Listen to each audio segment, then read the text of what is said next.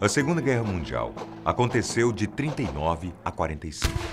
Foram apenas 6 anos, mas 6 anos que definitivamente mudaram a história do mundo. Na época, ninguém tinha muita noção do que realmente acontecia. Mas quem teve que encarar os muros gelados e sombrios de um campo de concentração sabia muito bem que realmente existiam motivos para se ter muito medo. A Segunda Guerra só foi acabar depois que os nazistas perceberam que as tropas alemãs não conseguiriam suportar o ataque russo em Ebbswerwald.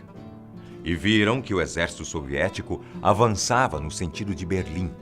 Foi nesse momento que Hitler, que estava vivendo os últimos dias dentro de um bunker na capital alemã, reuniu seus oficiais e declarou oficialmente que haviam perdido a guerra. A partir daí, a história que se conhece é que Hitler, juntamente com a sua esposa, Eva Braun, teriam se recolhido aos aposentos do ditador e cometido suicídio. Ele teria atirado na própria cabeça e ela teria ingerido cianureto, um potente veneno. As histórias e versões do que realmente teria acontecido nesse dia variam e muito. Mas existe uma versão da história que nós conhecemos que mexe muito com a cabeça de qualquer um que se interesse pela vida desse ditador. Essa teoria explica de maneira detalhada e concisa como o homem considerado o mais perverso do mundo teria, na verdade, escapado daquele bunker no dia 30 de abril de 1945 e enganado a tudo e a todos. Será mesmo que Hitler não morreu? E se for verdade?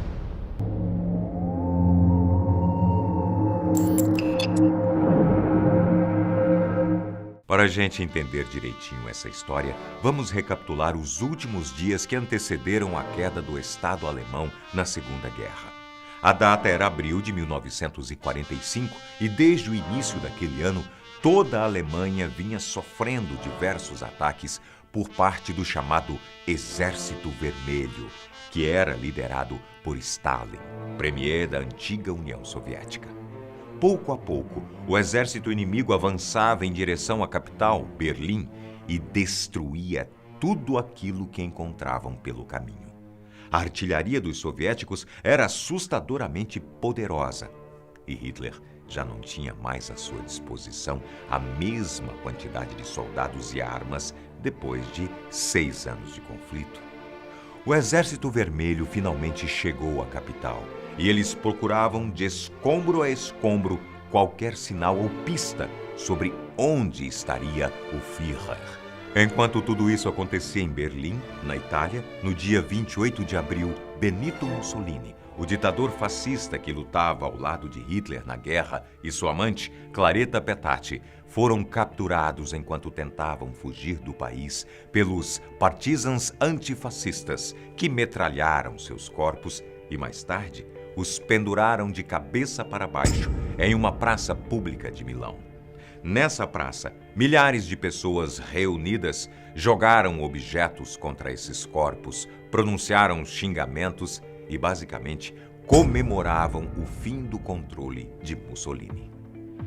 Nessa mesma data, Hitler estava escondido em um bunker, que é uma estrutura fortificada e subterrânea, e recebeu a notícia que os soviéticos estavam a 800 metros de distância dali. No dia 30 de abril, quando as tropas inimigas já estavam a apenas 30 metros de distância do bunker, Hitler, segundo a história, se matou, como eu já havia contado aqui. Ainda segundo o que se sabe, por medo de ter o seu corpo e o de Eva expostos e escrachados, Hitler teria ordenado aos seus serviçais que queimassem ambos os corpos. 180 litros de gasolina teriam sido usados para dar fim a toda a matéria que algum dia fez parte do corpo desse doentio ditador. Mas no final das contas, essa história toda não convenceu muita gente, não.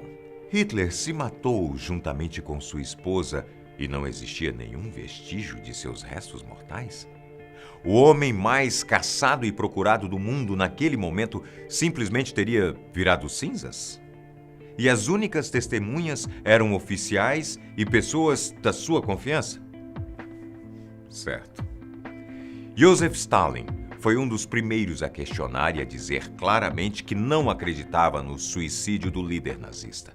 Com o tempo, outras provas e evidências foram sendo descobertas de tal modo que levaram muitos historiadores a se questionarem sobre esse misterioso e nada conclusivo fim que teria levado o ditador. O historiador e jornalista mais famoso e reconhecido por não só acreditar, mas também investigar a ideia de que Hitler não teria morrido naquele dia é o argentino Abel Basti, que chegou a escrever 6 livros sobre o tema, que foram o resultado da sua pesquisa e investigação sobre o assunto.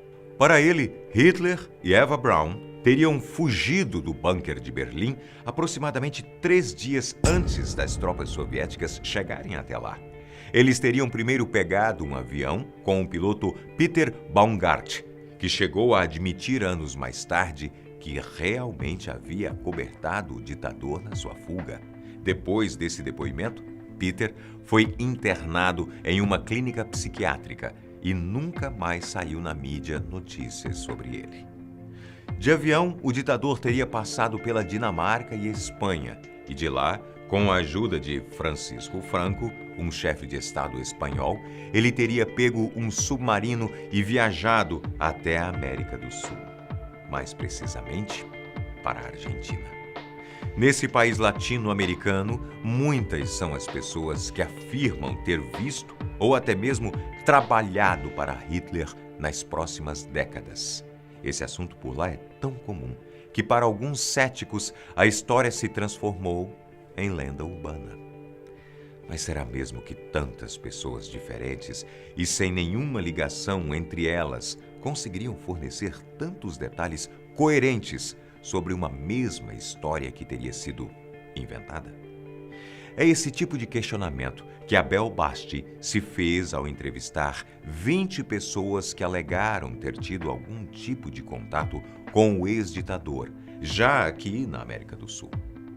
Dando continuidade à história, seguindo esses depoimentos e algumas outras pistas, foi possível, segundo Abel, descobrir que Hitler se instalou em uma casa bastante isolada na Patagônia.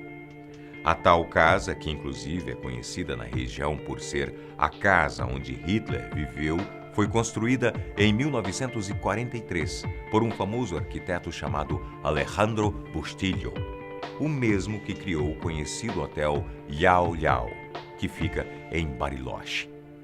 A casa tem arquitetura alemã e inclusive lembra bastante a casa que o próprio Hitler tinha na cidade de Obersalzberg, na Alemanha.